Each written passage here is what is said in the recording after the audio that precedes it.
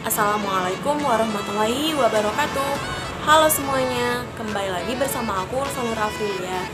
Nah, di video kali ini aku akan membahas materi mengenai penyusunan anggaran utang dan modal di mata kuliah penganggaran untuk memenuhi tugas penganggaran di setiap minggunya. Oke, langsung saja, yuk simak. Yang pertama mengenai pengertian anggaran utang dan modal. Utang disebut juga dengan modal asing, sedangkan modal disebut juga dengan modal sendiri atau ekuitas. Jadi, modal terdiri atas modal asing dan modal sendiri. Modal asing disebut juga dengan modal eksternal dan modal sendiri disebut juga dengan modal internal. Anggaran utang adalah anggaran untuk memperoleh dan membayar utang. Utang kebalikan dari piutang. Utang adalah kewajiban debitor atau peminjam untuk melaksanakan sesuatu kepada kreditor atau pemberi pinjaman selama jangka waktu tertentu.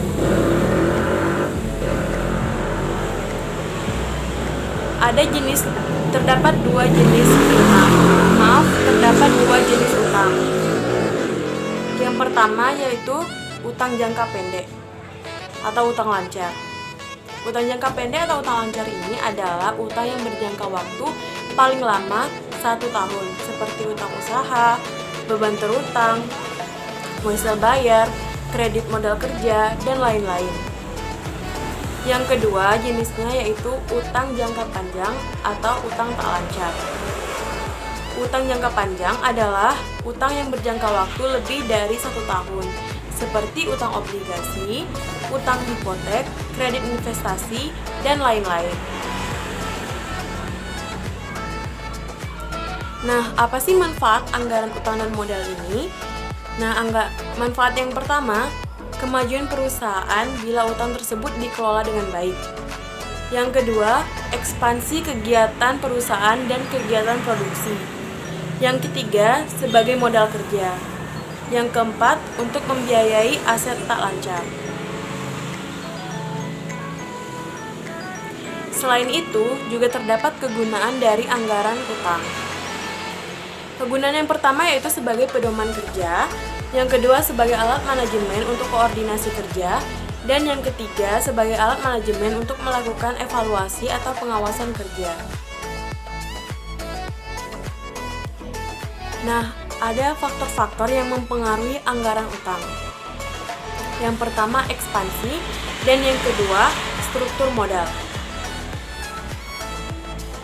Pengertian ekspansi itu yaitu dimaksudkan sebagai perluasan modal, baik perluasan modal kerja saja maupun modal kerja dan modal tetap yang digunakan secara tetap dan terus-menerus di dalam perusahaan.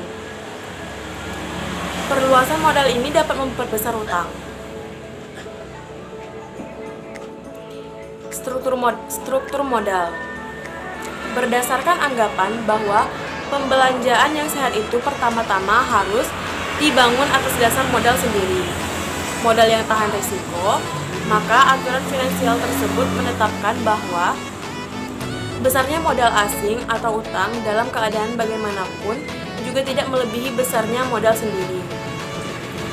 Koefisien utang yaitu angka perbandingan antara jumlah modal dengan modal sendiri tidak melebihi 1:1.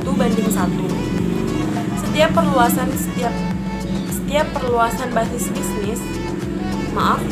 perluasan basis modal akan memperbesar kemampuan perusahaan dalam menanggung risiko yang akan dibelanjanya.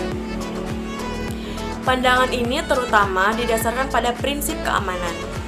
Hal ini akan memberikan pengaruh yang baik terhadap kreditor maupun terhadap perusahaan sendiri.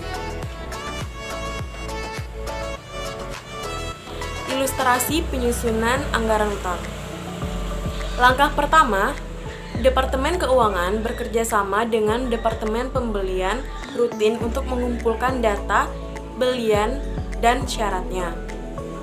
Langkah yang kedua, menghitung anggaran utang usaha pada periode tertentu.